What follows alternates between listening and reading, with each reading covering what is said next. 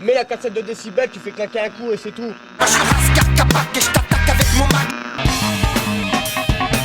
On m'a vu dans le Vercors. Olivier! Tu vas me niquer la batterie! On est reparti, baiser de maman. C'est le retour de Tu vas me niquer la batterie.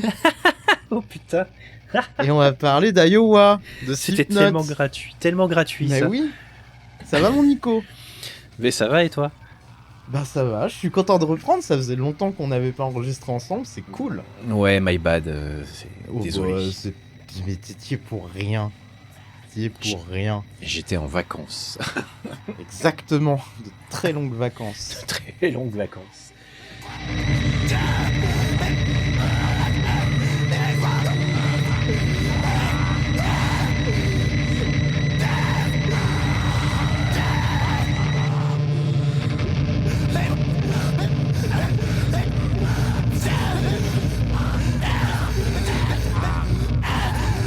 Tu étais parti, bien évidemment, dans Oui. une petite région, un petit état américain à la densité de population équivalente à peu près à celle de la Creuse, mais Tout à fait. environ 20 fois plus grand.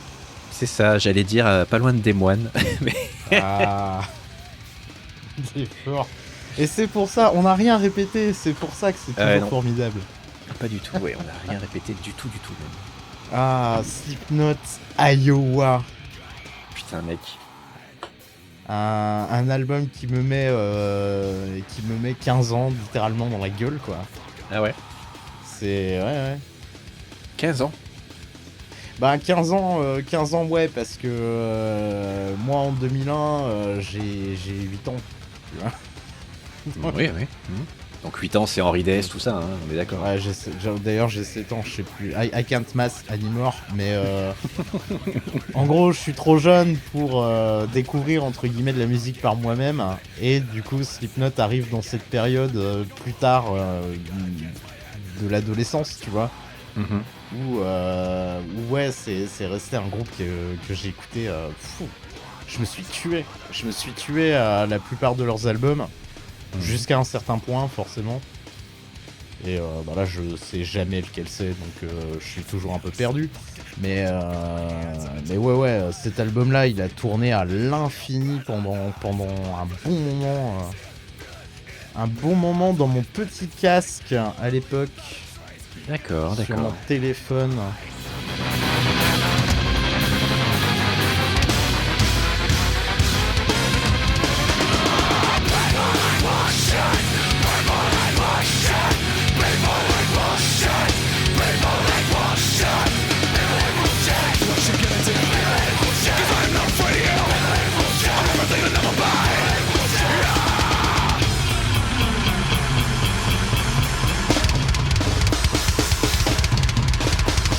Tu connaissais déjà toi Slipknot du coup? Alors moi je les découvre avec Subliminal Verses en fait, donc plus C'est tard. celui d'après alors. Ouais, tout à fait.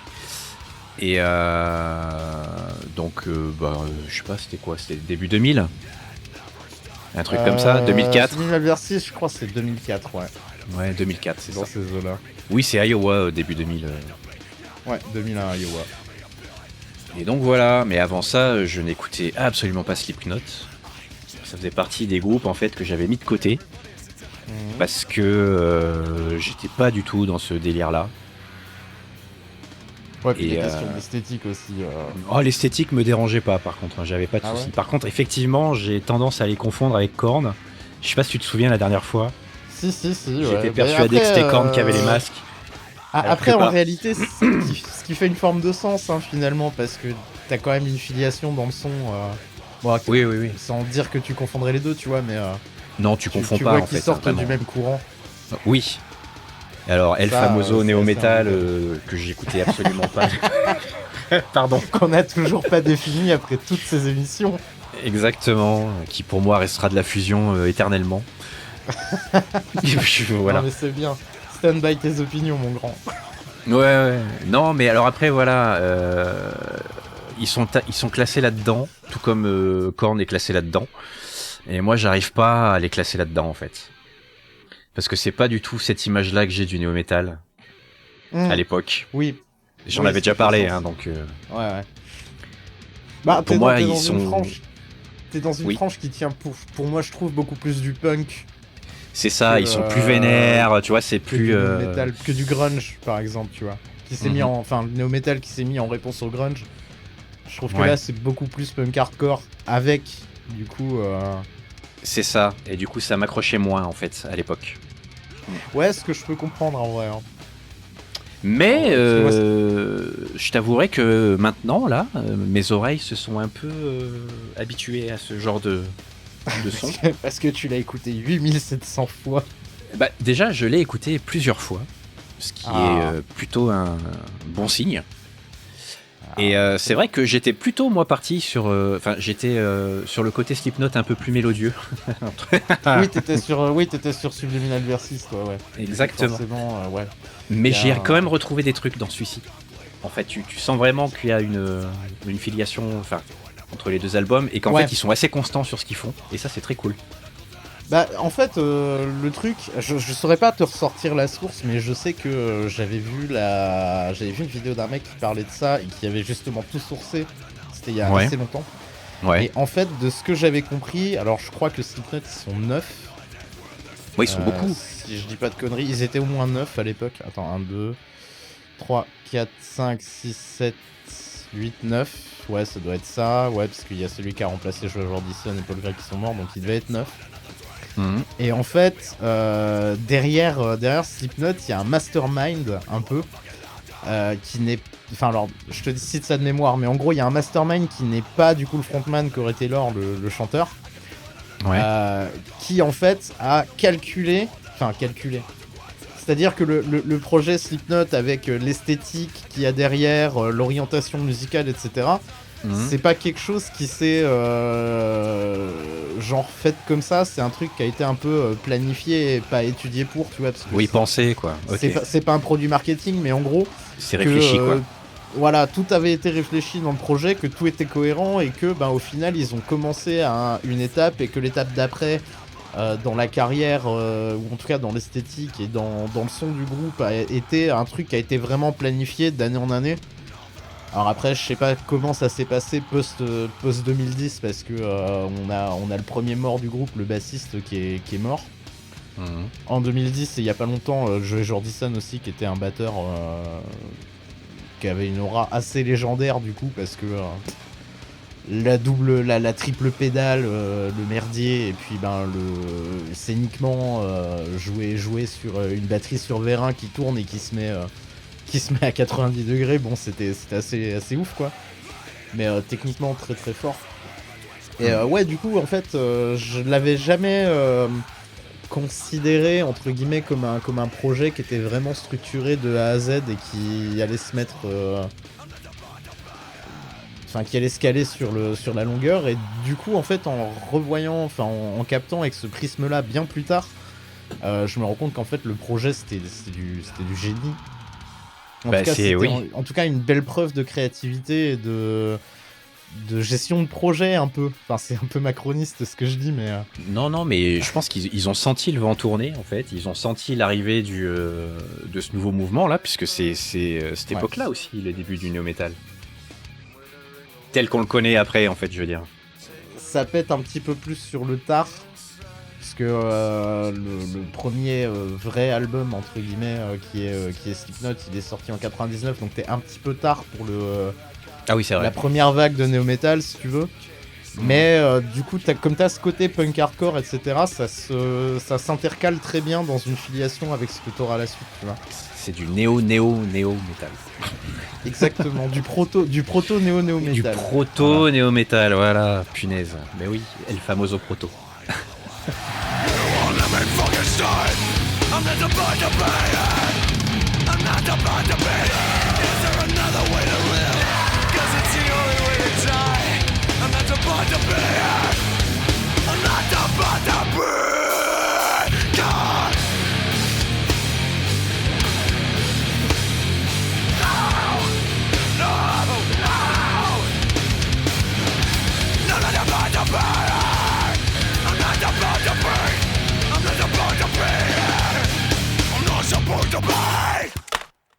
c'est le côté.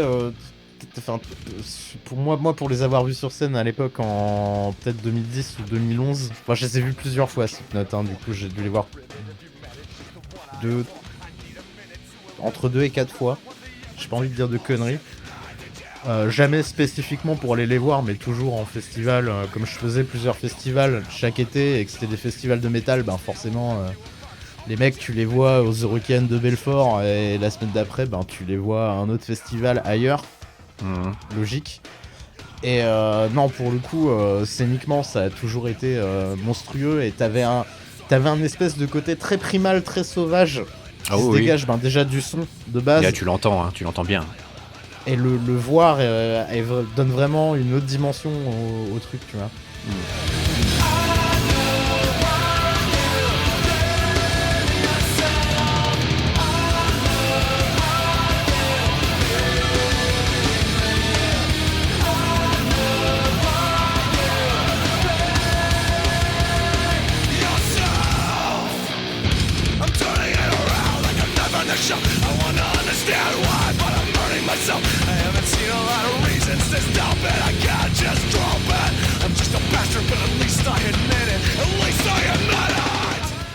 Mais je les ai vus il y a pas longtemps, moi. Ils sont passés à Lyon, là, pas longtemps, là. Oui, c'est vrai, tu devais nous dire comment c'était. Je les voyais pour la première fois. Bah écoutez, auditeurice, je les ai vus de loin. Parce que c'est une grande salle. Ouais, comment ça, t'étais pas dans la fosse avec ton déambulateur du coup? Ah non, j'étais bien loin de la fosse. Oulala. Puis j'étais très en hauteur et du coup c'est très bien comme ça. Ah, ça devait être cool de le voir en Et hauteur. c'était bien vénère, ouais, très très cool. C'était la première fois que je les voyais. Et très chouette concert.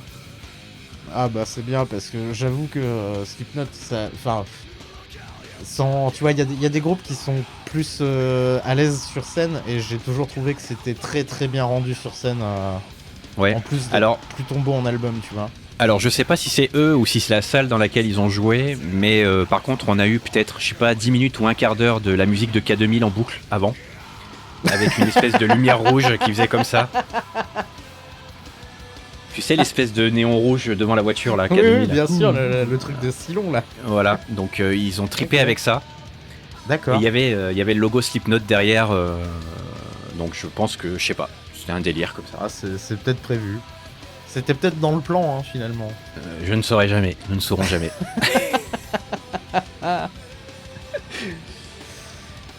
Came for Neo Metal, So K2000. So K2000. Je dois avoir une vidéo de ça dans mon téléphone qui traîne parce que c'était. Ah, évidemment. Tout pour le contenu, Nico. J'ai filmé que ça. Aïe. C'est terrible. Non, mais voilà, très très cool, très très chouette album. Je suis assez content d'avoir découvert ça. Ouais, parce que du coup, tu t'étais pas plus penché que ça Non. Au-delà de Subliminal Versus, du coup. Non. Je sais pas pourquoi.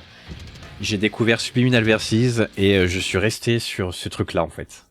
Ah ouais. En même temps, après, Subliminal Versus est un très très bon album. Bah écoute, oui. Je pense qu'en vrai, il a un peu. Enfin. En fait, j'aurais bien aimé le mettre, mais c'était trop évident, tu vois. On va garder ça pour les B-sides alors. Et je pense que, ouais, c'est ça. Et je pense que musicalement, il y a des trucs qui sont très intéressants aussi dans le premier. Parce que t'as quand même un moment dans l'éponyme Slipknot. Et c'est Paul du futur, je me suis gouré, c'est pas du tout sur l'éponyme, c'est sur Made Fit Kill Repeat, qui était le groupe d'avant. Et pour ceux que ça intéresse, la chanson s'appelle Do Nothing Bitch Slap. Où t'es vraiment sur un riff excessivement vénère, genre c'est People Equal Shit, et tout d'un coup, ça s'arrête et t'as une espèce de ligne de gratte funk qui fait un point, et rien. Je te ferai écouter tout à l'heure si tu veux, mais incroyable. Genre, c'est vraiment un truc où je me suis dit, mais qu'est-ce qui se passe, tu vois? Et au final, tout est cohérent, tout est... Je sais pas, tu vois, il y a un truc qui fait que ça marche et je vais pas dire que je peux pas l'expliquer parce que, objectivement, si t'as l'énergie, t'as tout, mais t'as un espèce de côté un peu renforcé par l'esthétique aussi, d'espèce de clown second degré, tu vois.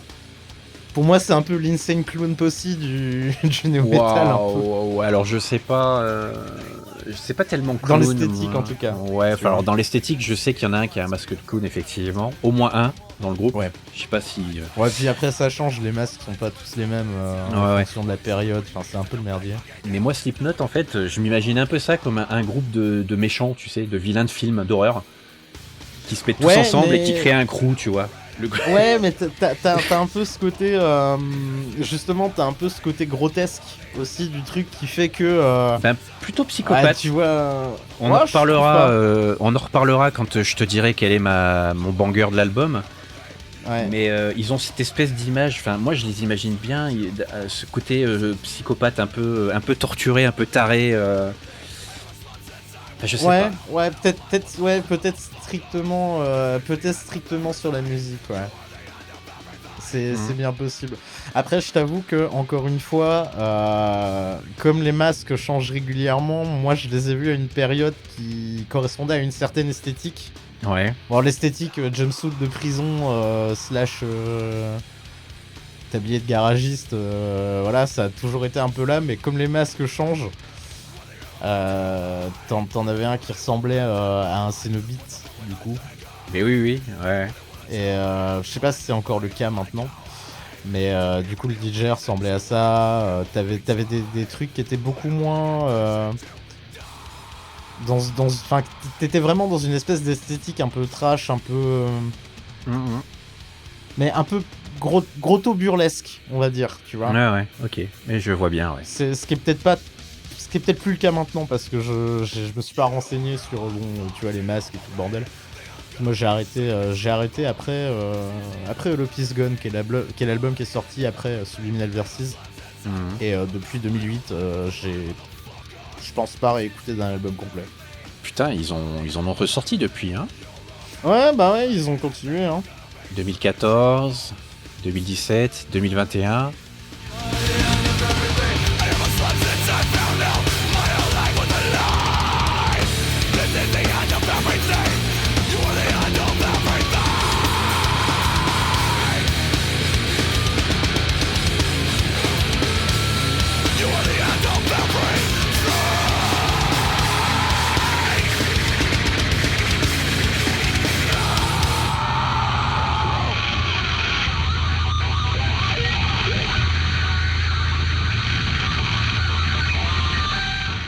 Je serais curieux d'écouter ce que c'est devenu maintenant. Bah ouais parce que moi j'avais écouté un truc qui était sorti alors il y a quelques années. Mais je crois qu'on avait eu cette conversation en off en plus la dernière fois où je t'avais dit que c'était devenu très très pop dans Ah bon ? Ah dans ouais le son que j'avais entendu. Enfin, Ah ouais. quand je parlait dis très très pop, pas au sens général, mais on avait parlé de ça, mais je crois que c'était en off il y a longtemps. Hein, donc, Alors soit en off, soit sur un autre épisode peut-être où on a ouais, divagué c'est un peu. possible. Ouais. Mais dans les deux cas, c'était il y a longtemps. Et du coup, l'esthétique sonore du morceau qui était un petit peu le morceau mis en avant de l'album, celui qui était dans les clips, etc. C'était vraiment un truc qui était plus emo dark. Enfin, je sais pas comment te dire ça, tu sais, mais ça ressemblait absolument pas à ce qu'on entend là maintenant, tu vois, par exemple. Ah ouais, ok. T'étais vraiment sur des trucs où ça ressemblait beaucoup plus au side project de Corey Taylor, justement, Stone Sour, qui était vraiment un truc qui était beaucoup plus balade, beaucoup plus tranquille, beaucoup moins énervé dans les BPM, beaucoup moins énervé, quoi. Ok. Mais sinon... Tu disais que t'avais écouté toi All Hope Is Gone. Ouais. All Hope Is Gone. Excusez mon accent dégueulasse, hein, comme d'hab. On se refait pas. Même après des vacances prolongées. Non mais non, ouais, j'avais écouté All Hope Is Gone. All Hope Is Gone, là ça fait très très longtemps que je l'ai pas entendu parce qu'en plus c'était clairement pas mon album préféré de Slipknot, mais il y avait un espèce d'équilibre qui se trouvait entre le côté plus mélodique et plus chant clair de la voix de Corey Taylor tout en gardant une certaine énergie un peu animale dans la mélodie, tu vois. Ouais. Ça tapait comme des sourds, mais ça chantait beaucoup plus en clair. Tu vois, par exemple, on va tomber un petit peu plus tard sur Left Behind, sur cet album-là. Ouais. Et Left Behind, typiquement, c'est ce que tu vas trouver de plus proche de ce qui va se faire dans Peace Gone. Ok. Enfin, à mon sens, c'est dans mon souvenir un peu flou, tu vois.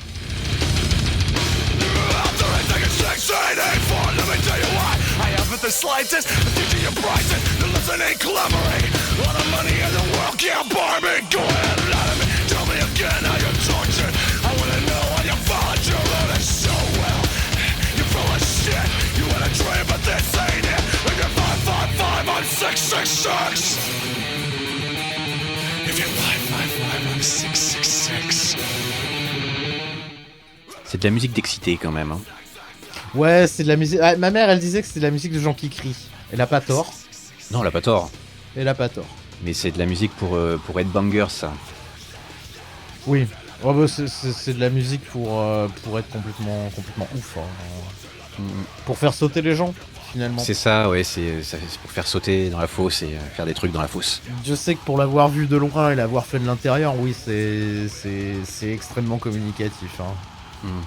Il y a une efficacité dans Slipknot qui est pas donnée à tous les groupes de scène, et parfois même des groupes très connus, tu vois. Metallica, par exemple, pour avoir vu, tu vois, on s'emmerde un peu, quoi.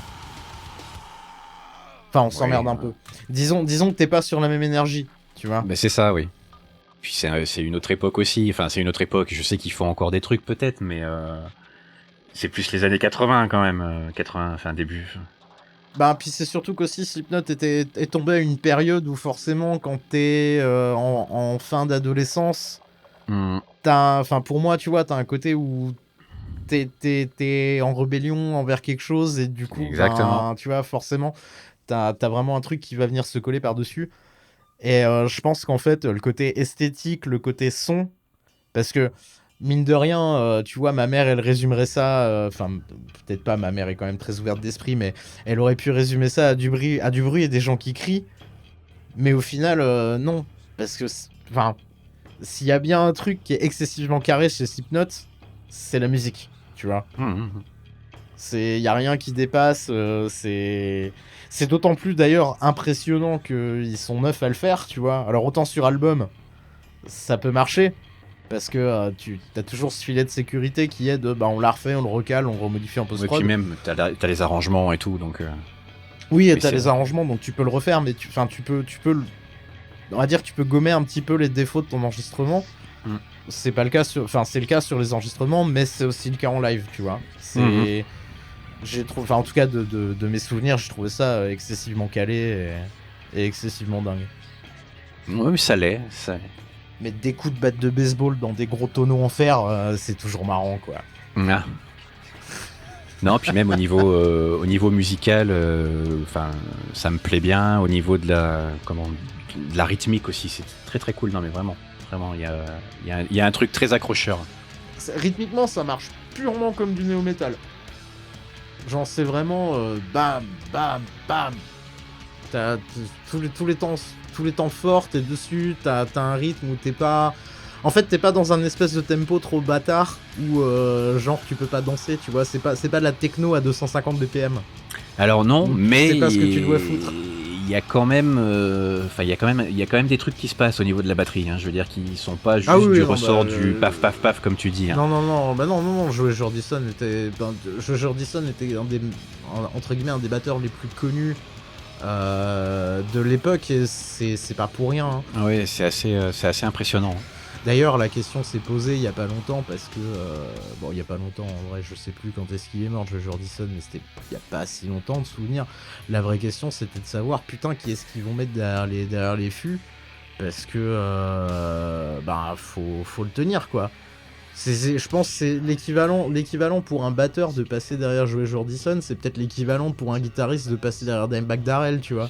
Tu sais qu'à un moment, tu vas faire de ton mieux, mais t'as quand même un mur devant toi, t'as des attentes d'un public et d'exigences musicales, ou en tout cas de capacité à savoir faire de la batterie qui est quand même salement énervé, quoi.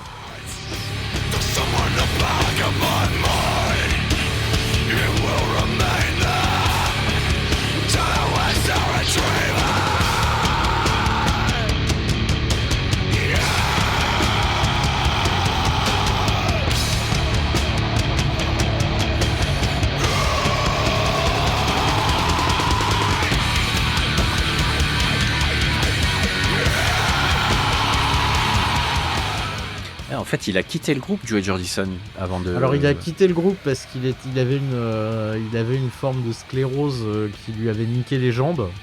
Ce qui est con du coup quand tu fais de la double pédale, et je crois qu'il en est mort quelques temps après. D'accord. Faudrait que je regarde quand est-ce qu'il est mort, mais je crois que... Bah, ça dit 2013, il y a pas là. si longtemps. 2013 ? Ah non, pas 2013, pardon. Autant pour moi. Pas 2013. Non, c'est son départ Ça, c'est 2013, pardon. Ouais, il s'est arrêté en 2013 et je crois qu'il est mort il y a pas si longtemps. Genre en 2019 ou 2020. Un truc comme ça. Il est mort en 2021. Donc ouais, je pense que derrière tu laisses tu laisses quand même une bonne grosse partie de l'identité du groupe derrière toi. Parce que bon, effectivement, Paul Gray qui était bassiste, qui est mort en 2010, bon bah... Entre guillemets, c'est triste, c'est un peu triste à dire parce que c'est un bassiste, tu vois. Enfin, ça n'empêche pas que c'était un bon bassiste ou quoi que ce soit, mais c'est un rôle où t'es beaucoup moins central parce que t'es beaucoup moins mis en avant que la batterie, et surtout dans le dispositif scénique de Slipknot où vraiment la batterie était au centre parce que la percu... Oui. Si tu comptes en fait, déjà tout ce qui est section de percussion, ils sont déjà 5, tu vois. Ouais, non mais tu sens que c'est vraiment central. Donc ouais, tu vois, la percussion est tapée sur des trucs, c'est vraiment central, et du coup la batterie était vraiment au centre de ça. C'est-à-dire que je sais pas comment c'est maintenant, mais en tout cas à l'époque c'était vraiment, t'avais la batterie au centre surélevée. Et vraiment, quand je te dis qu'elle était sur Vérin, c'est qu'ils étaient attachés, enfin il était attaché à son siège. Ouais. Et, il faisait des tours comme un... Alors je me souviens Comme plus, un je saurais pas te dire en présentoir, fait tu vois, mais- comment ça se présentait quand je les ai vus là il y a pas longtemps. Ouais, bah ça veut dire que t'as bien profité du show du coup. Si t'as bien oublié ce que t'as vu, c'est que le show était bien et que Ouais, c'est t'as ça. pas réfléchi au fait que fallait que tu t'en souviennes, quoi, finalement. Mhm. Ouais. Alors est-ce que la batterie est très surélevée? Putain, est-ce que je peux au moins me souvenir de ce détail? Non. Bravo, Nico. Voilà, de rien. Non, ouais, mais j'adore ce groupe. Et en fait, ça fait partie, tu sais, de ces albums où, tu sais, je les mets dans ma liste une fois de temps en temps. Et quand je les mets, je me dis, ah putain, est-ce que ça fait pas partie des trucs que t'adorais quand t'étais ado et T'aimes que, un au peu moins final, maintenant. Tu vas les réécouter et tu vas trouver ça nul. Et en fait, non. En fait, non. Parce que je l'ai pas trouvé de... C'est pas un album court, c'est pas un album long, mais je me suis pas emmerdé une seule seconde en l'écoutant, tu vois. Oui, non, tu t'emmerdes pas. Et puis même, t'as ce côté un peu rébellion dont tu parlais tout à l'heure, etc. Enfin, pourra te parler quand t'es jeune, mais même plus vieux et sans ce truc-là, tu vas y trouver des choses, en fait, relativement intéressantes. Ouais, et puis t'as un côté très franc et honnête dans le son.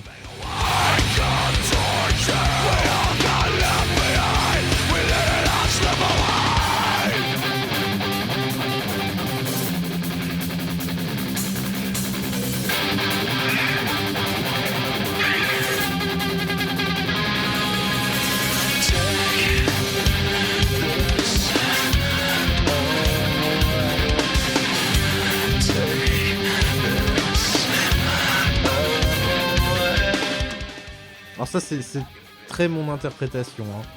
Mais c'est ça qui est rigolo aussi, c'est que autant Korn ça a marché parce que c'était là au bon moment, et en fait j'ai l'impression que Slipknot a marché parce que c'était en plus d'être là peut-être dans un autre moment, il y a vraiment eu un truc en plus que entre guillemets Korn n'a pas, qui est peut-être, je vais pas dire de la créativité parce que c'est pas vrai, Korn est tout aussi créatif que Slipknot, mais de mélanger vraiment des trucs et quitte à y aller à fond entre le son qui au final reste très no metal mais qui tend vraiment plus vers des trucs un peu plus punk hardcore. Pour moi c'est un truc en plus qui le différencie de Korn et qui fait que je préfère quand même Slipknot à Korn, tu vois. Mais ça tu vois typiquement la batterie derrière là.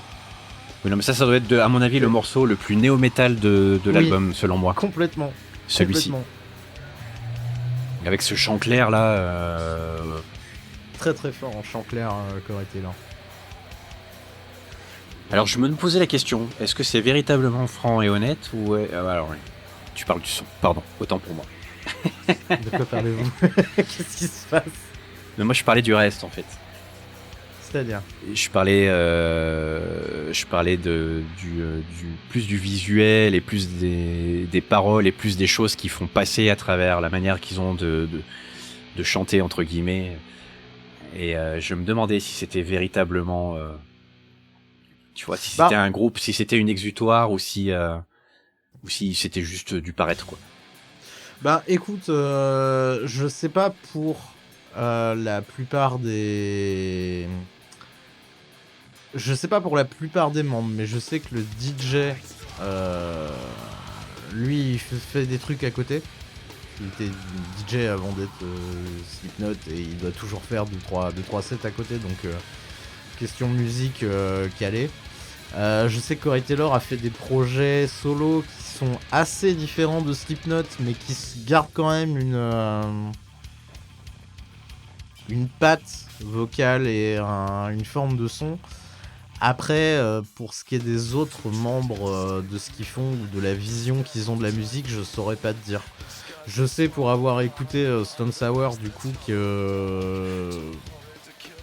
En tout cas, la vision de ce que fait Corey Taylor dans Stone Sour et celle de Slipknot sont assez cohérentes. Même si pas vraiment... C'est pas Slipknot 2 tout seul, tu vois. Mais y a une cohérence artistique, en tout cas, dans la manière de faire, alors l'écriture, je sais pas si c'est lui qui s'en charge en Slipknot, mais y a des parallèles que tu peux tracer de manière assez évidente entre les deux formations du coup. Donc après, est-ce que c'est honnête? Je sais pas. Mais en tout cas, je trouve que en termes de son, c'est très franc pour le coup. Et c'est assez rafraîchissant finalement. C'est vrai. En fait, c'est ça, l'adjectif que je cherche depuis tout à l'heure, c'est efficace. Mais je crois que tu l'as déjà dit d'ailleurs, que tu l'as dit que c'était efficace. C'est possible. Ouais. Franc, honnête et efficace. Franc, honnête et efficace. F-H-E. Slipknot. C'est en direct de l'État peuplé autant que la Creuse. Non mais en même temps, je pense que tu dois pas... Enfin, quand tu regardes la gueule de l'Iowa, alors déjà, qui sait situer l'Iowa sur une carte à part les Américains et encore ceux qui y habitent? Et surtout, quand tu regardes ce qui... Enfin, comment... C'est vraiment... C'est un bout de la Louisiane, donc musicalement, t'as beaucoup de cultures qui sont... télescopées. Donc forcément tu dois avoir un côté culturel musical qui est assez élevé, mais je pense qu'en vrai, si tu fais pas de la musique ou que tu prends pas de drogue, en Iowa tu dois grave te faire chier, tu vois. Il doit pas y avoir grand chose à foutre, finalement. Donc en vrai, te dire que un groupe de 9 mecs vont se mettre à taper sur des sur des putains de tonneaux en criant dans un micro, bon bah voilà, tant mieux. Je pense même que musicalement, de l'Iowa, Slipknot est probablement le boom musical de la région oui, il y a moyen, dans les 130 dernières années, tu vois.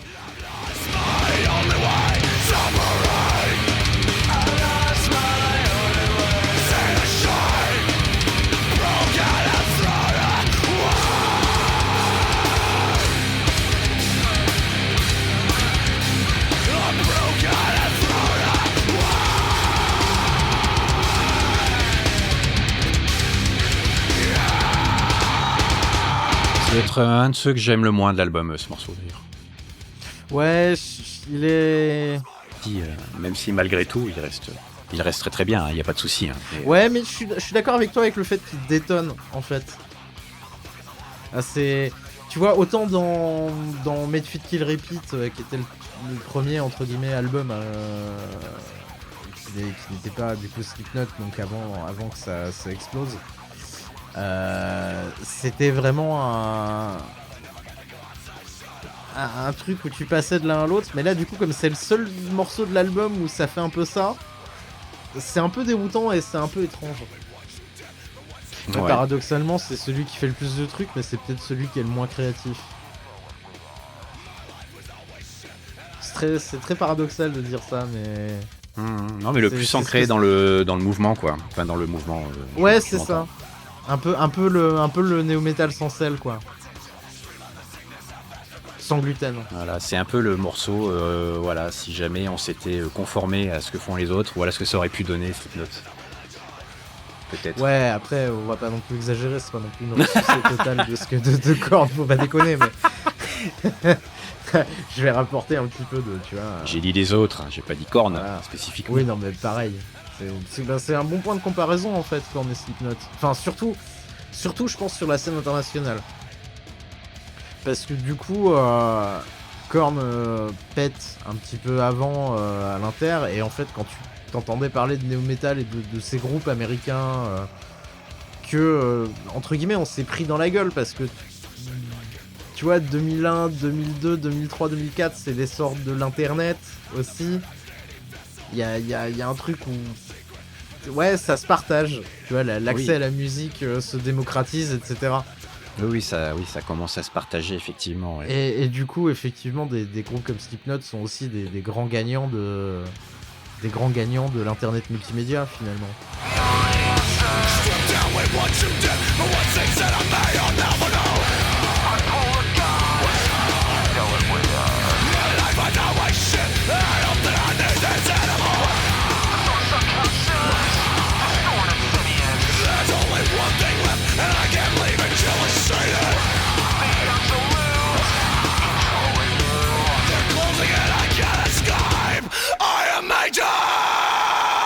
Ça a participé aussi à leur succès.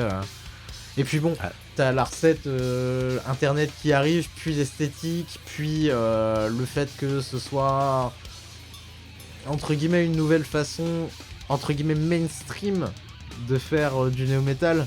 Tu vois, enfin c'est un peu bizarre de le dire comme ça. A priori, ils auraient fait un passage dans Nulle part ailleurs pour Iowa. C'est pas totalement déconnant. Ouais, non mais...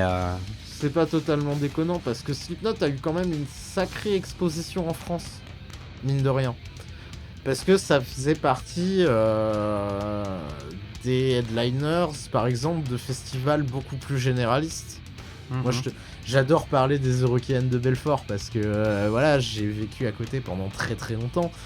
Mais 2009, c'est la tête d'affiche du festival, tu vois.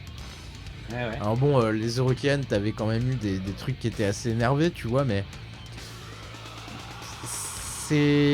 ça restait quand même un des plus grands festivals généralistes de l'époque.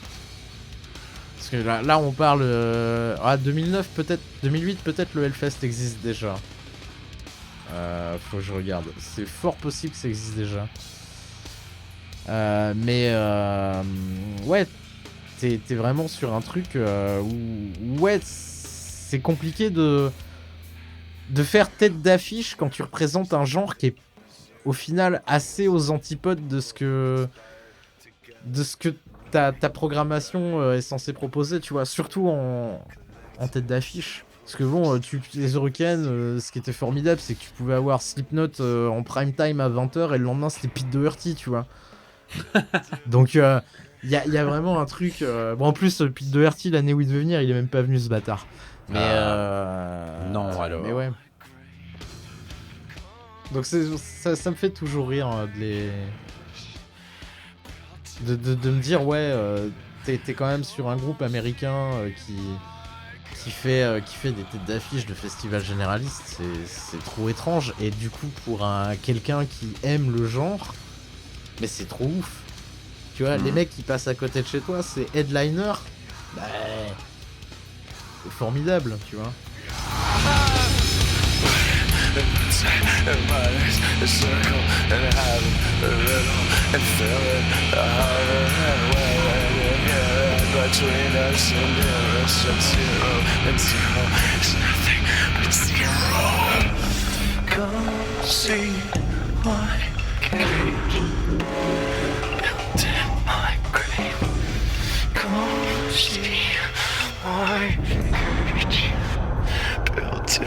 Ouais, c'est ça, ils ont peut-être ce côté un peu proche aussi de leur public et pas complètement inaccessible comme peuvent l'être certains groupes justement. Tu Ben, vois, du fait qu'ils passaient dans les Eurokéennes ou dans les festivals de ce genre-là, tu vois. bah, puis t'as le côté masque aussi qui te fait que je pense t'as aussi une forme de bon alors sans aller jusqu'à dire que c'est les Daft Punk, tu vois, on les a tous déjà vus sans leur putain de masque quelque part. Mais Qui ça non, Slipknot. Oui, mais pas à l'époque.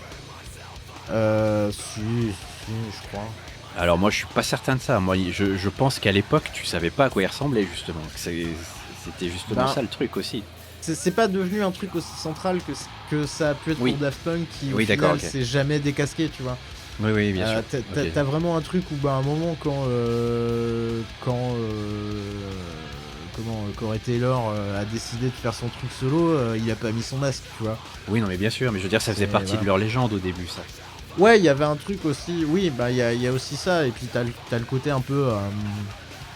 je vais pas utiliser ce terme, c'est un peu, enfin je vais l'utiliser quand même, mais c'est un peu pété, t'as ce côté un peu parasocial au fait que, ben ouais, c'est un masque, donc tu projettes ce que toi tu veux voir, et ça permet aussi à l'artiste de pas avoir à dévoiler ce qu'il a pas envie de faire, donc tu vois, t'as cette espèce d'accord tacite entre le public et l'artiste, enfin les artistes du coup, qui fait que ça te fait un terreau fertile à de la légende urbaine et à autres trucs, Ouais, ce ouais. qui vient en plus se rajouter à la perf scénique et à la Oui. perf musicale, quoi. Donc t'as Et puis, vraiment un Dieu truc sait complet, Dieu sait qu'à l'époque, au début d'Internet, tout ce qui était légendes urbaines, etc., que tu pouvais Oh, bien putain, entendu oui. ne pas vérifier, Ouais, bien sûr. ça allait bon train, hein.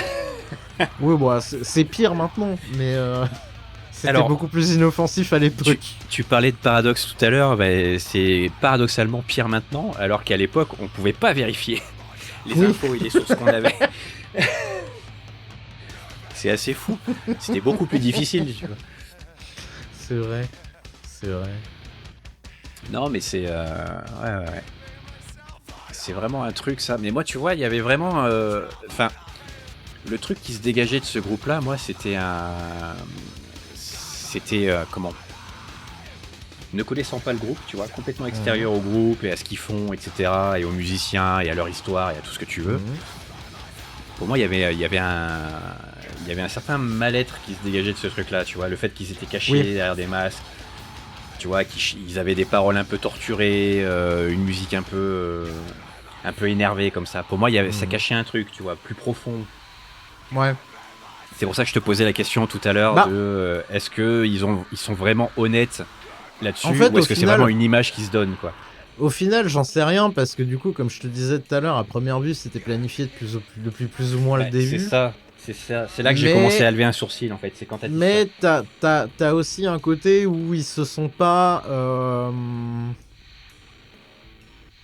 Comment dire ? Il n'y a jamais eu de moment où t'as vraiment réellement jump the shark, d'après ce que j'ai compris. Tu vois ?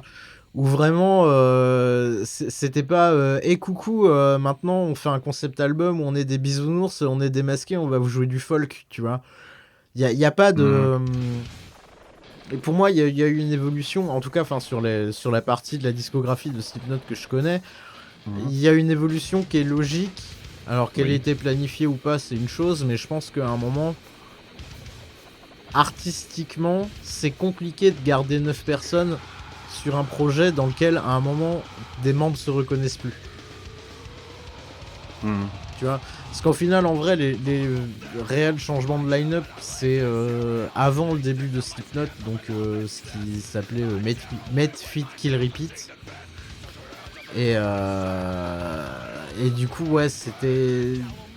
Ah, comment dire... Je saurais même pas te dire comment ça marcherait.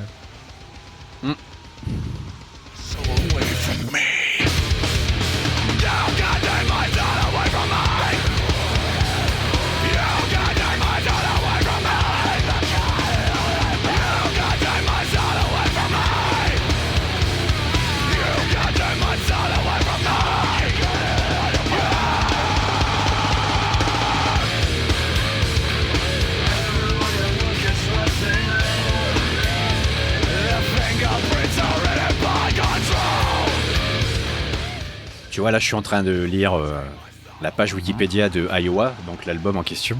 Ouais. Et ils disent que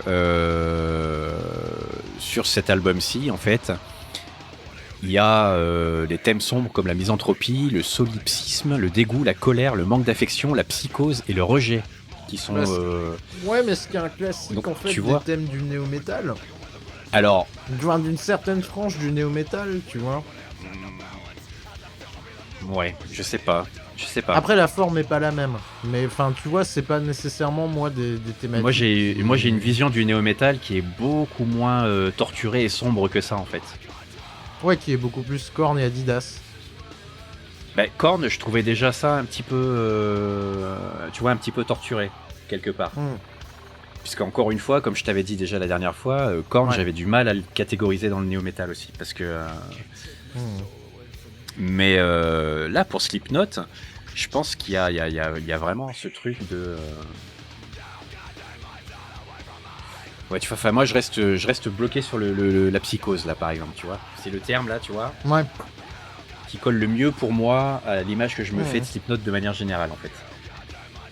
Tu vois, il y a ce côté un petit peu... comment personnage que tu trouverais dans un asile psychiatrique ou un truc comme ça, où ils sont un peu tous masqués, ils ont un peu tous des facettes sombres qui Alors, ressortent ça dans a leur été- musique, en fait. Ça a été une esthétique visuelle de leur clip aussi, ça, pendant Tout à fait. un petit moment. Hein. Peut-être que ça m'a influencé d'ailleurs dans, Ouais, ce, peut-être aussi, dans, ouais. dans cette image-là, quoi. Non, mais après, en vrai, ça fait sens, hein, mais... Oh non, Cthulhu HU. Terrible. Des images terribles que vous n'avez pas, mais... J'ai vu, c'était terrible. Je vous jure, c'était terrible. Pardon. Mais oui, c'est très... Esthétiquement, donc en termes de son, etc., c'est très torturé, Oui. particulièrement sur cette période-là. Et en fait, Oui. ce qui est assez, justement... pas déroutant, mais intéressant à voir, c'est qu'en fait, plus t'avances dans la discographie, moins tu vas sur ce côté torturé. Tout à fait. C'est... T'es comme sur un groupe qui, à un moment, est en rébellion et finit par s'accepter. Et du coup, c'est rigolo parce que ça en fait, paradoxalement, un groupe qui vieillit à peu près en même temps que les adolescents qui l'écoutaient à l'époque. C'est ça. C'est assez marrant. C'est ça, qui guérissent de leur douleur intérieure. Et... C'est ça. Ouais. Oh, ça, c'est magnifique, ça. Cette espèce de rouleau compresseur à la batterie, là. Tu sais, c'est rigolo parce que ça me fait beaucoup penser du Devin Townsend. Oui. Bah, C'est très Devin Townsend. c'est étonnant. Ah bah oui, alors. C'est étonnant que ça te plaise, ça. Bon, là, après, tu retombes très vite dans le Slipknot. Oui. Après, tu retombes dans Slipknot, ouais. Ah ouais, putain, c'est d'une efficacité, en fait, ce truc. Ouais, ça marche, hein. Hmm. Ça marche, marche hein. de fou. Double pédale, mettre Kegel, riff rapide, et vas-y, qu'est-ce qu'il y a? Réfléchis pas. En fait, t'as vraiment ce côté... réfléchis pas, laisse-toi faire. Enfin, on ressent tous la musique à des degrés différents, tu vois. Mais moi, il y a vraiment un truc où... Bon, déjà, je suis un peu à la maison parce que je me suis tué à ce groupe pendant longtemps, mais... Je sais pas, il y a toujours eu un truc très engageant où je me dis, bah... Ouais, vas-y, ça marche, c'est bon. Typiquement un des albums où je me dis... Vas-y, de toute façon, t'assumes. Même si... Oui, c'est ça. Même si les gens vont te juger, vas-y, t'assumes, tu vois. C'est pas tant laisse-toi faire que laisse-toi aller, plutôt, en fait. Ouais, C'est, ouais. lâche, Oui, lâche, tu vois, c'est lâche. vrai. C'est ça qui est fou. Avec du fait que ce soit efficace, c'est très simple de rentrer dedans. J'aurais eu du mal, je pense, à rentrer dedans quelques années en arrière, quand même. Ouais, vois. oui. Parce que ne venant pas du tout de ce pan-là de la musique et du métal de manière générale, Ouais. j'aurais vraiment eu du mal. Tu vois, le fait qu'il soit cette manière qu'il a justement de grogner tout le temps. Voilà, tu vois ça. Typiquement. Non, puis même sa façon de chanter en fait, tu sais. Qui est plus hurlé dans son micro qu'autre chose. Ça, c'était un truc que ça me plaisait pas au début. Ouais, c'est sûr, au c'est sûr début, que par rapport à... Oui. Des années en arrière, hein, on parle. Bien sûr.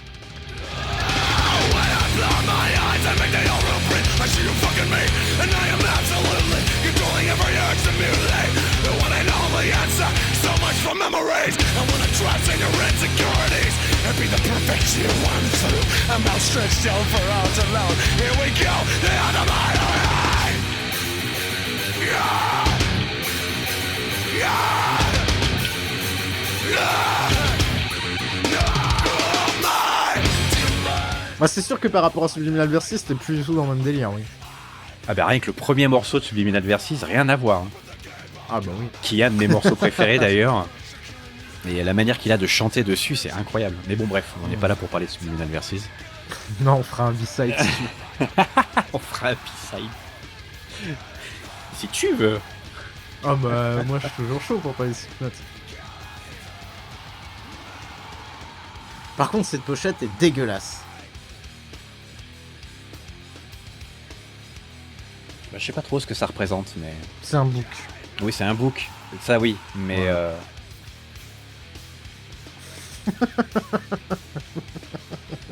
Ouais. Ouais, je t'ai vraiment pris pour un teubé, désolé. Ouais, c'est ça, ouais, merci, merci Captain Obvious. Non,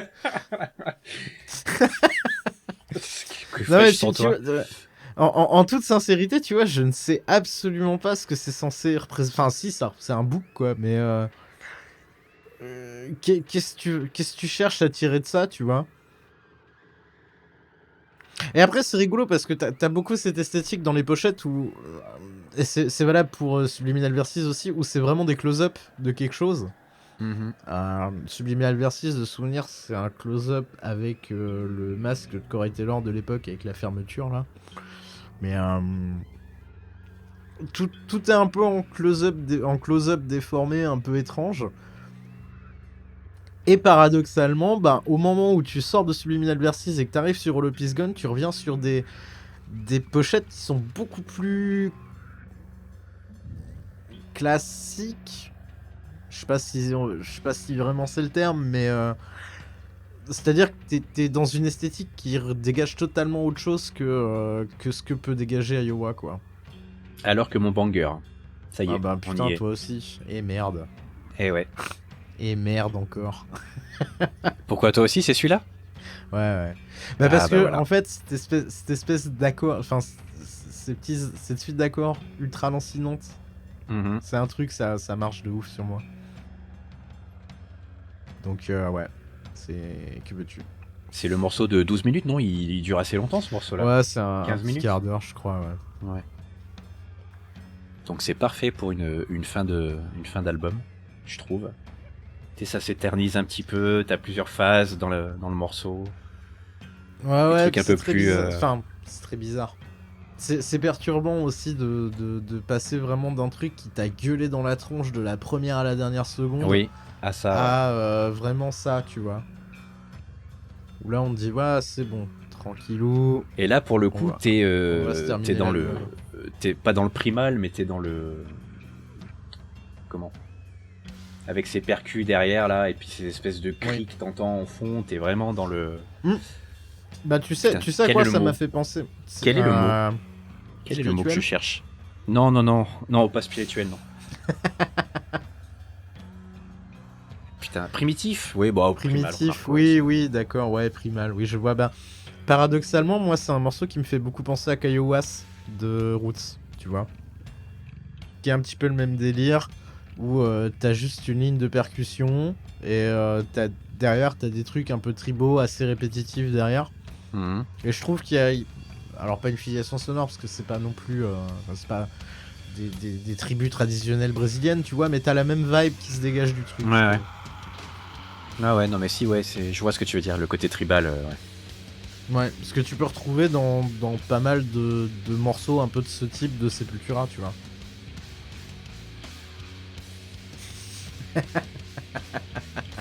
Et il est parfait ce morceau, vraiment. Bah au moins c'est bien parce que du coup comme il fait un quart d'heure pour les extraits, je pourrais chercher un morceau et un autre morceau. Non, puis même, t'as un côté messe noire avec cette espèce de boucle, justement, que t'as sur la couverture, là. Donc t'as un côté un peu satanique, tu vois, peut-être que... Ah, c'est Ouais. bon, ça. Putain, c'est si bon, ça.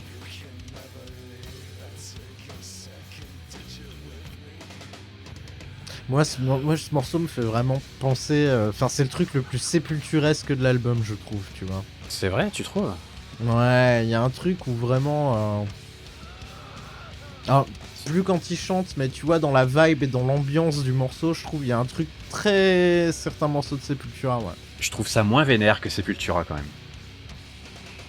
Plus lancinant et moins vénère. Parce que la guitare est pas mixée pareil. Mais Ah, peut-être, je sais pas. en termes d'ambiance dégagée, je trouve ça assez similaire pour le coup. You are my favorite.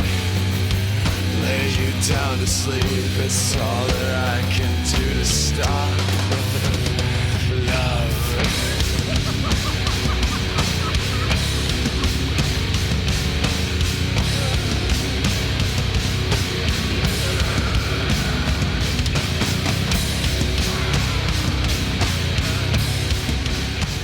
Oh, putain, il est incroyable, ce morceau. In Before, un quart d'heure de nous en train de dire putain, il est bien le morceau quand même. Ouais, c'est ça. C'est exactement ça. Ah, je trouve pas mes mots, mais... Mais ça, voilà. ça avait manqué aux gens. Ouais, exactement, tu sais.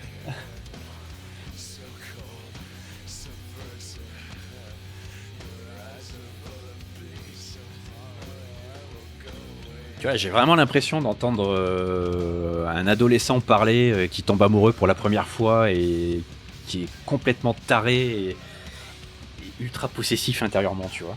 Il y a un côté un peu comme ça. Bah puis tout l'album est un peu comme ça aussi, hein. Pour le coup. Donc ouais, il y a un truc sur l'emprise aussi, tu vois. Dans ce morceau-là. Je sais pas. Après, je t'avoue, je me suis jamais vraiment, entre guillemets, trop intéressé aux paroles. Bah, en général, moi je m'y intéresse quand elles me parviennent et que j'arrive à les comprendre. Ah oui, Ce qui est pas- c'est pas toujours évident sur cet album, oui, on est d'accord. Voilà. Et du coup, comme t'es vachement posé sur ce morceau-là, Oui, bah puis après, de toute façon, t'as juste à voir l'intégralité des titres de l'album, tu vois. T'as toutes les phases de l'ado. Toutes les phases émotionnelles de l'ado pas bien, ou en tout cas de la personne pas bien. ouais, alors de l'ado pas bien, ou du prédateur sexuel, ou voire du tueur en série qui est en train de traquer sa proie, tu vois. Il y a un truc comme ça. Ouais, je sais pas si j'accorderais ça à tout l'album, mais probablement sur cette piste-là, ouais. Ah oui, pardon, moi je parle de la piste là, bien sûr. Oui. Et on revient sur cette boucle, hein, qui est aussi mine de rien un peu toulesque. Oui, tout à fait. Cette petite basse là, très très toulesque. Pardon, j'en ai fait tomber ma bouchée, mais oui, tout à fait. Vous ne voyez pas, mais il mange de Cthulhu qui est tombé. Ouais, j'essaie de manger en tout cas, mais c'est pas évident. Mais oui, t'es sur du tout le Mais je pense qu'en fait, période, putain, c'est comment ça s'appelle cet album où il y a Reflection dessus. Non, après. Lateralus. Lateralus, voilà. Période Lateralus. Ouais. Bon, après, c'est peut-être aussi parce qu'il répète la boucle 157 fois. C'est de ça. Suite, sans Non, y mais c'est changer complètement grand chose. Mais C'est exactement- Ouais, je sais pas. C'est exactement la raison pour laquelle. De là à dire que ce morceau est un morceau prog, Non, il n'y a qu'un pas. Il n'y a qu'un pas.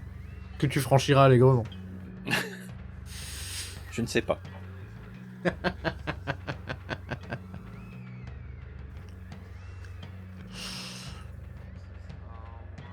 Alors c'est très très drôle parce que de l'autre côté de la rue, Ouais. j'ai mes voisins de l'immeuble d'en face qui ont leur volet ouvert, la lumière allumée, et il y a un poster de Slipknot au mur, mais genre énorme, qui fait au moins 4 par 3, c'est très très drôle. Et ben demain, tu leur mets un petit mot dans leur boîte aux lettres en leur disant écoutez, tu vas me niquer la batterie. Ah bien sûr. Venez sur le Discord. Alors, statistiquement, d'un point de vue purement statistique, s'ils ont un énorme poster de Slipknot, ils doivent utiliser Discord. Ah bon? Donc voilà. Non, j'invente des stats. Ouais, parce que pourquoi? Voilà, mais bah j'en sais rien. J'en sais rien. À la fin, elle est cauchemardesque quoi. C'est vraiment dans le 7ème cercle de l'enfer là. Ah bah après ouais, ça, tu vas arriver sur des trucs un peu plus bordélico noise à la fin quoi. Voilà, puis quand il commence à parler à l'envers aussi, enfin à crier à l'envers. C'est le moment où tu dis ah. Non, en plus, en vrai, voilà. des trucs excessivement classiques, mais comme ils sont bien faits, ça marche. C'est ça. C'est bien. C'est bien parce qu'en plus là ça fait que 8 minutes qu'on écoute le même riff et au final on s'emmerde pas. Mais non. Parce que, enfin, je sais pas si ça s'entendra vraiment parce que on parle par-dessus, mais derrière il se passe toujours quelque chose très subtil. Oui. Mais en vrai la seule constante c'est la ligne de basse et un peu la batterie, mais il y a toujours un petit truc en plus qui vient se mettre derrière et qui fait que du coup t'es pas... Enfin après il y a peut-être des gens qui trouvent ça excessivement répétitif et chiant, j'en sais rien, mais t'as toujours plein de petits changements un peu subtils derrière qui font que ça vient te raccrocher l'oreille à chaque fois.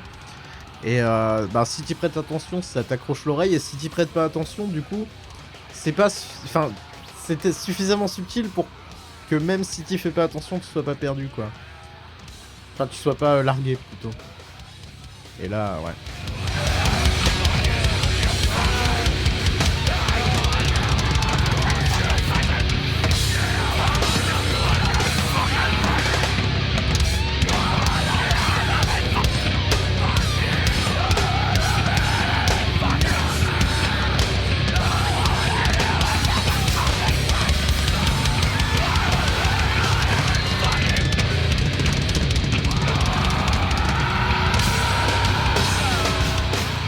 Je sais pas pourquoi cette track s'appelle Iowa du coup.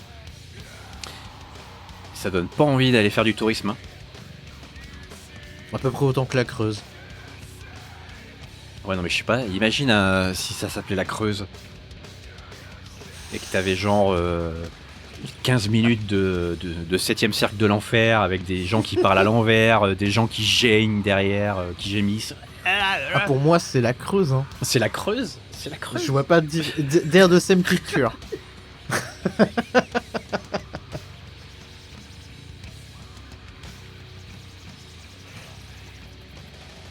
Et là on entend le scratch du coup. C'est vrai. Du scratch. Qui est beaucoup plus présent d'ailleurs sur le précédent que après. En tout cas qui est C'est beaucoup vrai plus mis en avant. Ouais. D'accord. Ouais. Bah là, depuis le début de l'album, j'ai pas souvenir de m'être dit à certains moments, ah tiens, il y a du scratch, tu vois. C'est vraiment. C'est pas toujours nécessairement du scratch, mais en fait, on va dire que.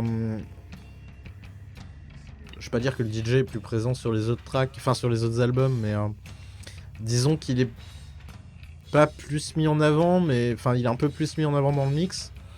Et du coup, t'as vraiment ce côté beaucoup plus fusion que tu affectionnes. Justement parce que t'as toujours ces petits morceaux de scratch et autres joyeusetés qui traînent quoi. Et d'ailleurs, fun fact, il y a pas longtemps, j'ai vu passer ça sur une photo de concert de Slipknot justement de derrière, où en fait tu vois que le DJ il a son petit contrôleur et ce qui fait tourner son truc c'est pas un laptop, c'est pas un Mac, c'est un Steam Deck. Oh, bien. Et du coup, ça m'a beaucoup fait rire. Comme quoi, tu peux Comme tout quoi, faire avec on ça. peut vraiment tout faire avec un Steam Deck. On peut même être dans Slipknot. Et je sais pas, du coup, je me pose la question depuis ce jour-là, mais pourquoi un Steam Deck? Genre, tu sais, quand t'as... Enfin, t'es Slipknot, normalement, si tu veux t'acheter du matos, globalement, bon, bah, t'achètes un gros Mac à 8000 balles et ça se sent même pas dans les... tu sais, dans les comptes du groupe, quoi. Et je sais pas pourquoi un Steam Deck, on dirait moi quand j'essaie de faire un setup de stream, tu sais. Je trouve trop à vis une vieille webcam, puis je me dis, ouais, je peux peut-être faire un truc avec ça, tu vois. Et là, j'ai l'impression que c'est exactement le thought process qui est passé dans sa tête, et il se dit, bon, j'ai un Steam Deck, vas-y, et si je mettais mon programme de DJing dessus, quoi. Ouais, c'est ça. Tester des trucs à la zob, quoi. Ouais, pourquoi pas, tu vois. Après, finalement, bon, d'un autre côté, on parle quand même de mecs qui tapent sur des fûts de bière, tu vois. Donc, à un moment, il faut être un petit peu créatif dans l'esprit punk. Mais ouais, je m'attendais pas à ce que ce soit un Steam Deck, quoi. Ah, cette basse là. Elle vibre bien. Hein. Ouais, avec les cordes bien distendues là, on l'entend de ouf.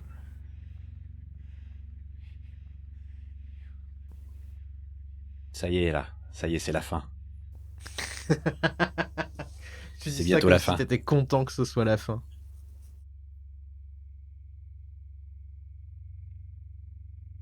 Ah ouais, non mais c'est vraiment... c'est un voyage en enfer cette chanson. Dans le bon sens J'aime du terme. beaucoup. Ouais, J'aime non, beaucoup ce morceau pour ça, justement. mais... Non, mais formidable album. Hein. Mais ouais, mais je suis assez étonné du coup que ce soit ton banger de l'album aussi, c'est marrant ça. Je m'attendais pas à ça. En fait, je pense que si t'avais demandé ça au Paul d'il y a 15 ans... Ah, possiblement. Attends, j'ai quel âge? Ouais, allez, on va dire 15 ans. Je t'aurais probablement pas répondu ça. Ouais. Mais ça n'empêche pas que, tu vois, les autres tracks que j'adorais quand j'étais ado, j'adore toujours, tu vois. Oui, non mais...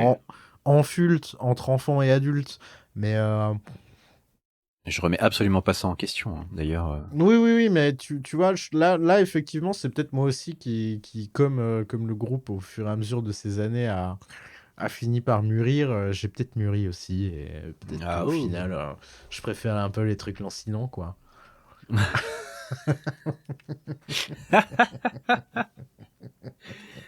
Aïe. Bon, très très cool cet album en tout cas. Ah ben, je suis content qu'il t'ait plu, et si tu l'as découvert, je suis content de te l'avoir fait découvrir, du coup. Je l'ai découvert.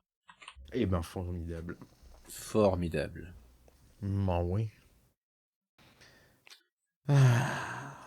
Bon, traditionnellement, c'est l'heure où on passe aux balayettes, non?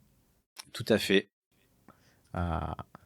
Est-ce que tu as préparé quelque chose ou est-ce que tu es en train de regarder en panique? Non, j'ai un truc en fait. Ah, tu as un truc. Alors j'ai un truc dont je ne vais bien entendu pas pouvoir parler parce que je ne connais pas, mais que j'ai Tu sais découvert. quoi, ça nous fera un point commun. Voilà, que j'ai découvert. Grand merci à Deezer. Ah. Pardon, la plateforme violette. Excusez-moi. Parce que Non, bien mais c'est pas entendu, grave. plus de plateforme verte maintenant. C'est fini ça. Non, plus de plateforme verte, c'est des gros fils de pute. Voilà. Et donc du coup, ceci. Donc le nom du groupe c'est Sorry. Et le nom du morceau, c'est Snakes, qui est tiré d'un album qui s'appelle 925. Je vais le dire à la française et non pas à l'anglaise parce que je serais incapable de dire ça. 925. Ouais, merci. Arrête de te la péter, s'il te Ou plaît. 925. Allez, ouais, qu'est-ce qu'il y a? I am bilingual. I am so bilingual. You jealous fuck. Je sais pas pourquoi. Ouais, je sais pas. Cet accent. Écoute. Rien qui va. Voilà. Et donc, t'es sur un espèce de rock un petit peu indie, presque post quelque chose. Mm. Et c'est très très cool. Alors il est pas très long le morceau, je crois qu'il dure 3 minutes 20, un truc comme ça. J'ai un 3,40. 3,40 D'accord. Et tu vas comprendre le kiff, ça va venir, hein, t'inquiète pas. Donc là pour le moment on est encore très posé. Ouais, mais déjà, je pense que la voix, tu aimes beaucoup. C'est Ouais. typiquement un morceau de Nico Core en termes de voix, là. Non mais tu vas voir, c'est parce qu'il y a un truc qui va venir se rajouter par-dessus bientôt là. Encore Un plus gros Nico break Core. de dubstep. Ah, évidemment. Et attends, c'est pas Évidemment. fini, parce qu'après le refrain. like you did. Know you that well. You were scrolled in my mind. You were one of a kind, and I was nervous as hell. Know you that well, quite like you did. Like you did. Voilà. Et là, je replonge dans ma période garbage à l'époque, quand j'étais au lycée, tu vois. Un côté un peu... Oui, c'est totalement Nico Core, hein. C'est... Ouais. C'est Nico Core compatible. Voilà. Donc c'est un groupe anglais, Mhm. a priori. Donc, qui font du rock, indie rock. Et cet album-ci date de 2020, et si je dis pas de conneries, à mon avis, ils ont pas dû faire grand-chose avant, en fait. Mhm. D'accord. Après, s'ils bon, ont- moi je vais te dire inconnu au bataillon, mais ça ne surprendra personne. Ah oui, non, mais c'est pas... Oui, effectivement. Ah, et je trouve ça super intéressant, la manière dont le morceau est construit, en fait. Parce que là, tu pars sur un côté un peu El Mariachi, là, limite. Ouais, tu dis ça parce qu'il y a une guitare sèche, mec. Non, mais même au niveau de l'air et tout, là, tu repars dans des trucs un peu majeurs, tu vois. Alors que jusqu'à maintenant, t'étais plus dans le mineur. Moi, je sais pas si ça se tient musicalement, j'ai pas l'oreille assez. C'est assez très bonne, curieux mais les musicalement. gens- Il y a les vraiment un gens truc qui super écouteront, intéressant. Pour venir nous dire sur le Discord. Peut-être que ça sera tes voisins d'en face. Ah, ah ouais, j'adore. Il est vraiment, vraiment super intéressant ce morceau. Non, c'est bien en plus. Donc voilà, je vais diguer ça. Ouais. Il y a des chances que je digue, ouais. Alors, j'en ai pas dit grand chose, hein, malheureusement, mais. Mais écoute, Non, parce c'est très que, bien, ça coule tout seul, c'est tranquille, c'est. ça coule tout seul, mais en même temps, ça demande une oreille attentive un petit peu, parce qu'il se passe tout le temps quelque chose aussi. Mm. Alors pas Oui. comme dans Slipknot, tu vois, mais il y a plein Oui, de mais choses c'est un long- qui... C'est un long fleuve. Il se passe plein de choses en fait. Tout au long du morceau, il se Ouais. passe plein de choses. Je te dis, tu pars dans les dans les majeurs, dans les mineurs, ça devient d'un coup un peu plus enjoué, puis tu repars, tu ressombres en fait. C'était un peu comme des phases, tu vois, de quelqu'un qui est bipolaire ou enfin je sais pas. Il y a Ouais. le morceau Oui, t'as est une, très espèce très de... intéressant. t'as une espèce de dualité dans le morceau, un peu, ouais. Ouais. C'est très très cool. Donc à voir si le reste. Oups, c'est très chill comme morceau, j'aime bien. Oui, c'est chill, ouais. C'est chill. Enfin voilà, c'était ma petite découverte de du Ah. moment. Eh bien, Snakes par Voilà. Sorry. L'album Sorry. Enfin, oui, pardon. Excusez-moi. Par Désolé. 925. Oui, pardon. Mais excuses. 925. Ouais. 925. Merci. 925. 9 de 925. Easy. Ah, eh ben Voilà. écoute, ok, alors là j'ai un peu l'air d'un con. Ah bon. Ben ouais, parce que je vais t'envoyer un truc qui est dans la continuité Nico Core. Oh. Ouais. Alors attends, vas-y, Ouais, ça se et, là, trouve, je- et là, je m'y attendais pas. Hein. C'est vrai? Ouais, Incroyable. là, je m'y attendais pas non plus. La track s'appelle Dreams Within a Dream, Symbolico Remix par Desert Dwellers. Et tu vas tout de suite voir pourquoi je trouve ce morceau absolument Nico Core. Il va J'écoute. y avoir un indice Un indice J'écoute. dans tes oreilles. Un indice dans mes oreilles dans Ouais. pas longtemps. Soon. Oula, on part sur du truc oriental là déjà. Ah, c'est pas Bollywood Breaks, hein. C'est pas une user. Mais, Non, mais. Mais je pense que ce morceau va te plaire. Ouais. Il est circonspect. Tu vas voir. Laisse-lui le temps de venir. Ah oui, non, mais je lui laisse le temps. Et je le vois, il vibe un peu là. Il agite quelque peu la tête de haut en bas. Ça, c'est cool. C'est assez cool. Ouais, hein. il est très très cool.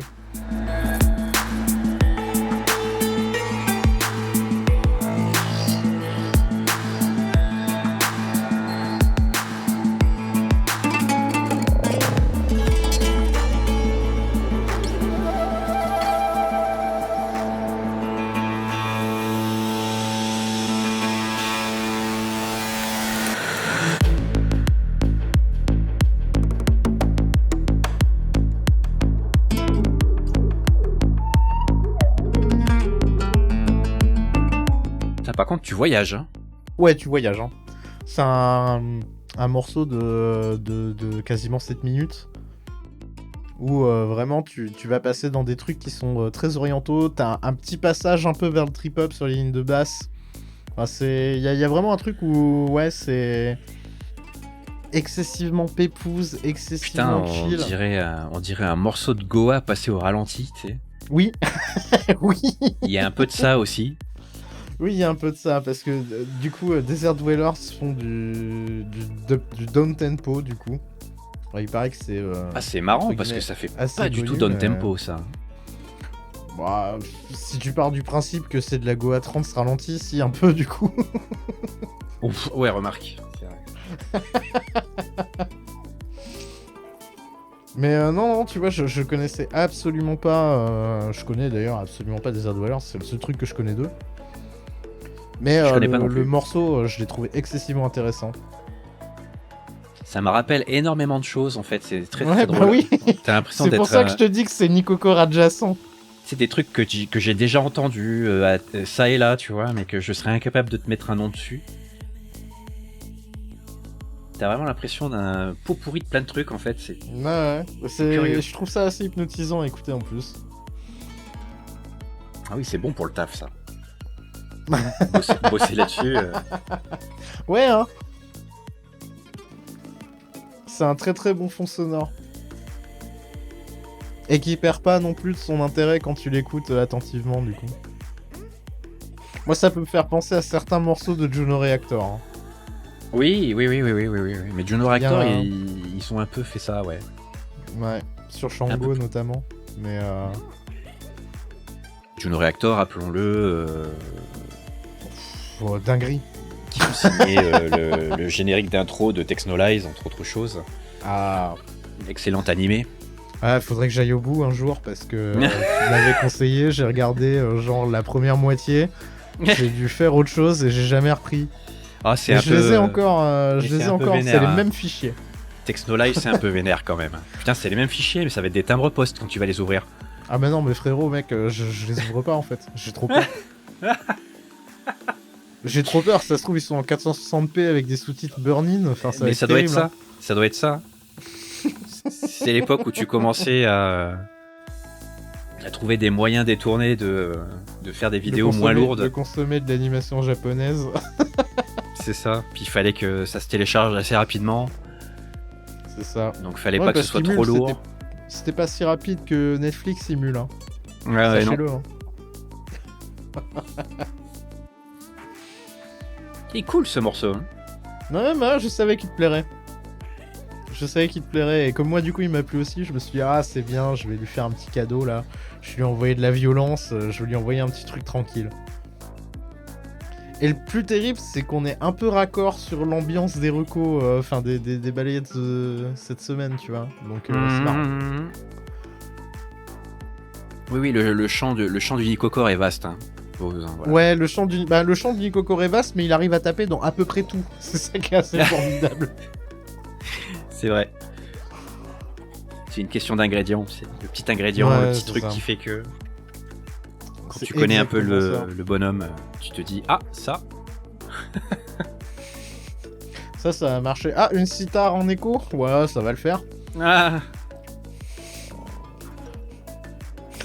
Un petit 80 BPM, un petit peu trip-hop. Ouais, ça devrait C'est passer.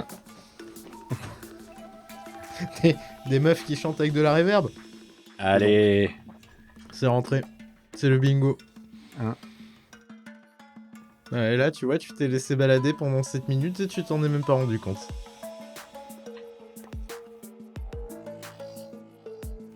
Voilà, donc Desert Dwellers, Très très bien. Dreams Within a Dream, Symbolico Remix. Très très très très bien. Ouais. Petite, Voilà. petite En général, analyse. s'il y a du TR-808, ça marche aussi. Hein. C'est aussi, c'est aussi fort Nico Core, ça. Un homme de peu de marotte. Un homme de peu de marotte. Ah bordel. Très très cool. Très très très très Eh cool. ben, tant mieux, je suis ravi de te Desert l'avoir fait découvrir Dwellers. aussi. Dreams within a dream. Eh ben, ouais. S'il n'y a pas une référence à Dune là derrière, entre le Desert Dwellers et le Dreams within a dream. Ouais, puis on va dire une esthétique très Goa trans du désert, tu vois, si tu vois ce que je veux dire. Je vois bien, ouais. Je vois très très bien. Mais je vais me pencher sur ce qu'ils font d'autre, parce que je sais pas s'ils font uniquement ça. Parce que c'est 2 DJ apparemment. Est-ce qu'il Mais, monte un peu dans les BPM à certains moments? Oui, c'est la question que je me pose, parce qu'avec une esthétique comme ça, normalement, à un moment, tu tapes un bon 145 avec une bonne pédale qui fait... Et voilà, tu mets une voix d'un mec qui raconte un truc avec un écho, et il parle d'ouvrir son âme en prenant des acides, tu vois, enfin, je sais pas, la Goa, Mhm. quoi. De la Goa, quoi. Mais ouais, je sais pas. Je sais pas. On se penchera dessus, puis on vous dira la prochaine fois, de toute façon. Aïe, aïe, aïe, aïe, aïe.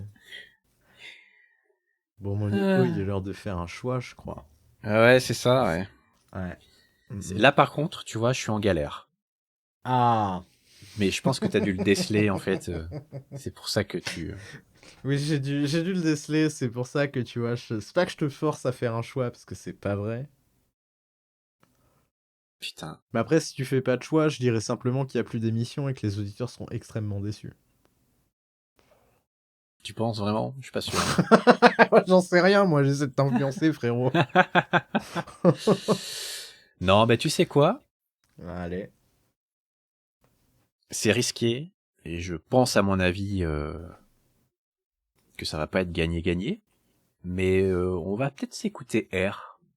L'album 10 000 Hz. La French Touch. La French Touch, ouais. J'ai Voilà. beaucoup de choses à dire sur ce que je pense de la French Touch. C'est vrai? Ouais. Ça va être intéressant. Ok.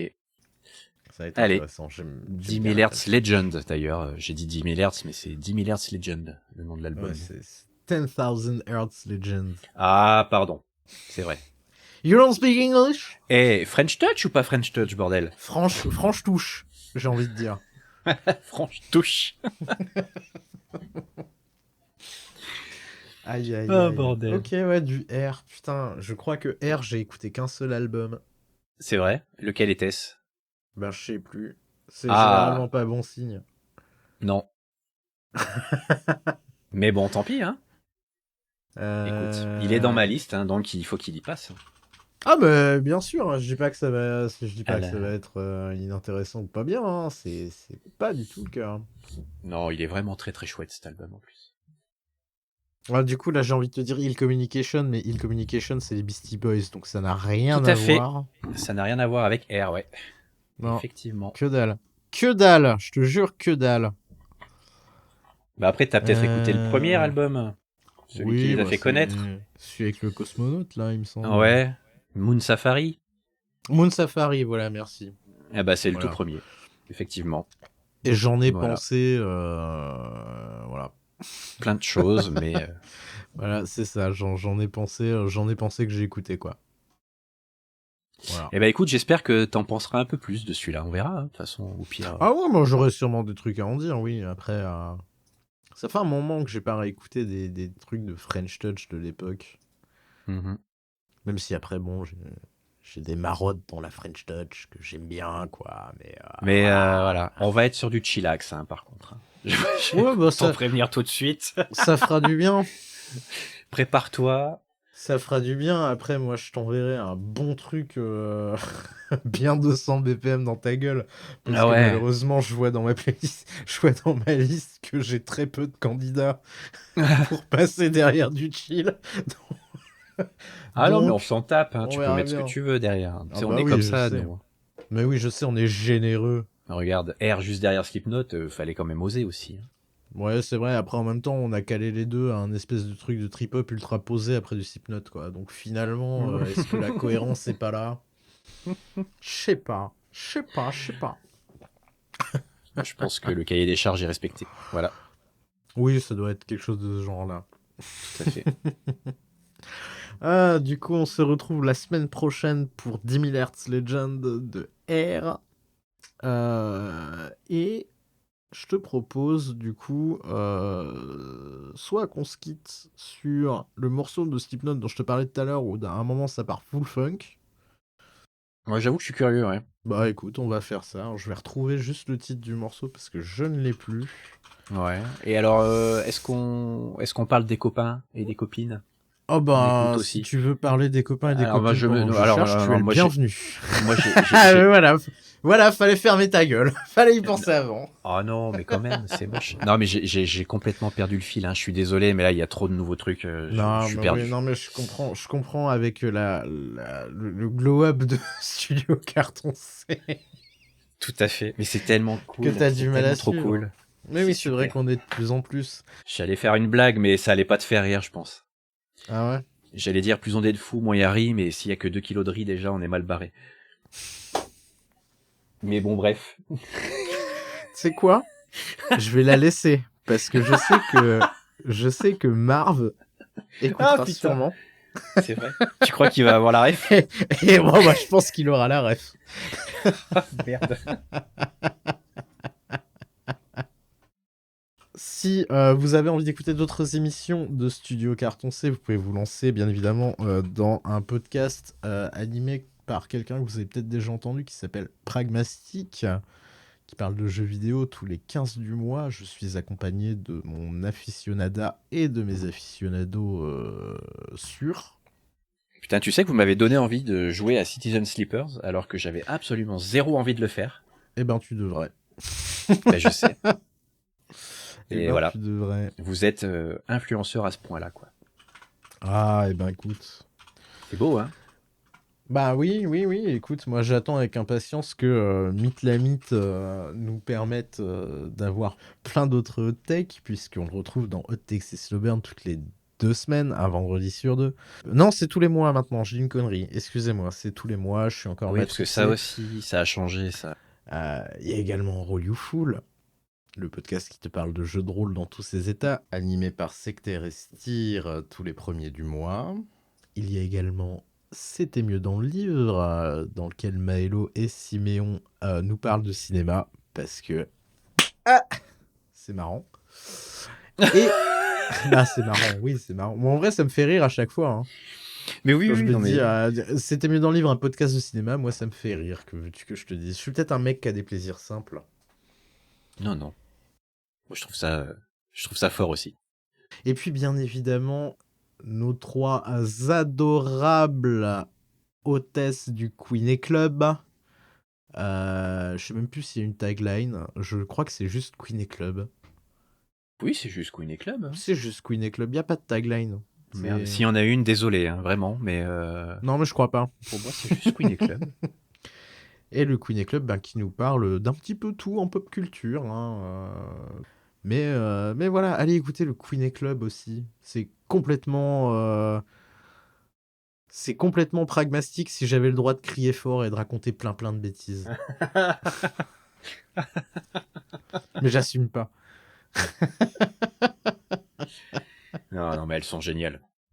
Vraiment. Oui, j'aime beaucoup moi le Queen De Club. ouf. Et du coup, c'est un dimanche sur 2. Qu'est-ce que Bon, j'entends et ben du coup, on Quiz. se quitte. Alors, je crois qu'on essaye de se quitter sur la bonne piste, mais je ne vais pas la retrouver. Ah, Damned. Euh... Bah, sinon une autre, hein, c'est pas grave. Ah non, c'est bon, attends, c'est bon, je l'ai. Alors, Ah bah, sur Mayfield Kill Repeat, le morceau s'appelle Do Nothing Bitch Slap. Écoute ce banger. eh ben avec grand plaisir. Allez, à la prochaine. À la prochaine, ciao.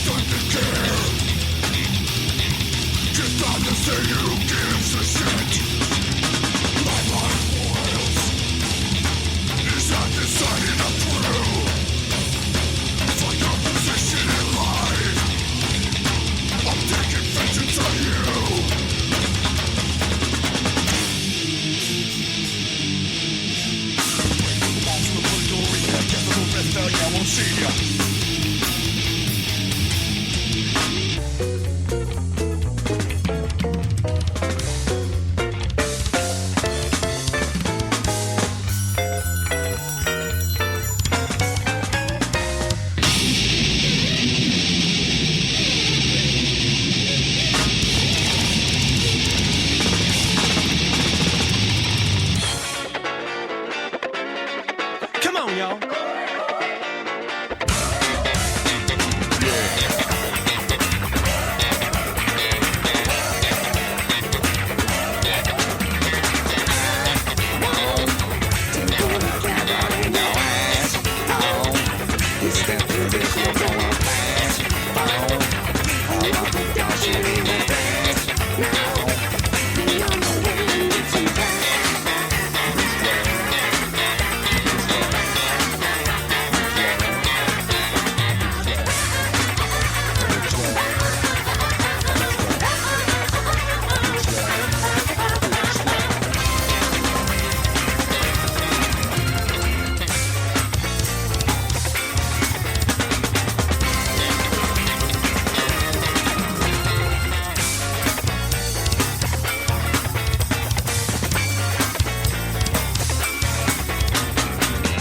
Man, you're like a school in the summer. No class.